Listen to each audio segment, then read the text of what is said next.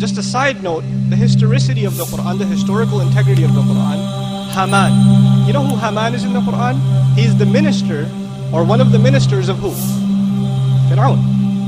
Haman is mentioned in the Quran about 6 times. And Allah tells us about Haman that Fir'aun commanded him to build him a tower.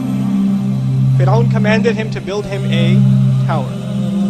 Now, is there a mention of a Haman in the Bible? Sure. Is there a mention of Haman building a tower? Sure. But the Haman in the Bible didn't work for Fir'aun. He worked for another king named Xerxes in the biblical book of Esther. So the biblical Catholic scholars in the 1600s who were first getting into Orientalist studies, Islamic studies, they looked this thing up in the Quran and said, aha, we found a mistake in the Quran.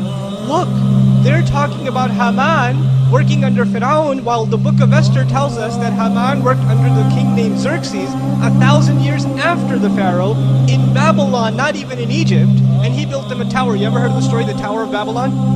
So they challenged the historical integrity of the Quran. Ma'adallah, they said from the disbeliever's point of view, oh, Muhammad must have plagiarized it from a priest and made a mistake because he mixed up the story of the Tower of Babel, right? And the story of Xerxes with the story of the Pharaoh, and he's confused between the two of them. That's what he did. Misquotation in the Quran. What's really interesting is, in the late 1800s, the Catholic scholarship, the body of Catholic scholarship, unanimously denied the book of Esther as a valid source of history. They acknowledged their own book, they acknowledged that their own book, unanimously, is legend, just stories made up, names made up. The Jewish encyclopedia even now tells you the book of Esther has no historical value. None whatsoever. Now check this out. You know Maurice Bucquet, this famous Muslim who wrote Bible, Quran and science?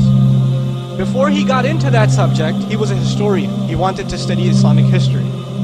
When he came across this problem presented by Catholic priests, he did a little research. You see, what happened in the late 1800s was the Egyptian hieroglyphics were now being revived as a language, because hieroglyphics had died about almost 2,000 years before the Prophet ﷺ. Egyptian hieroglyphics had died as a language, and they were revived by German and French scholars. The study is called Egyptology. They traveled to Egypt, they studied the hieroglyphics, and they developed a scheme of spelling those images and turning them into pronounceable words and all this stuff. Okay, it started about 120, 130 years ago. So they got into this study, and they made documentations of who the ministers that are mentioned in the documents of the Egyptians, what their roles were, etc., etc. Maurice travels to France, goes to an Egyptologist and asks him, by the way, in your records, did you see any name Haman? And he says, well, I wouldn't know, you have to go to Germany, but where did you get the name Haman? He said, well, there's a messenger, a man who claims to be a messenger, in the 7th century, who says that there was a minister of Pharaoh, whose name was what? Haman. And he told him to build a tower. He said, that's impossible. Nobody could have had access to any names from that time, because the language has already died at the Prophet's time for how long already? 2,000 years. So he travels to Germany to look up the names of different architects and constructors and ministers under the name, under the Pharaoh, specifically under the Pharaoh at the time of the historical era of Musa alayhi salam, Moses. What does he find? Haman, minister of the stone quarries, construction. This name is discovered in the 1900s. They actually have a statue in Austria, I believe. Haman written on it underneath. They revived it from Egypt. His name is Haman in Austria. The statue is sitting there. Now we don't know for sure if that's the Haman of the Quran, but still the name exists. The fact that he's in charge of construction exists, and this is something they didn't have, but which speaker had?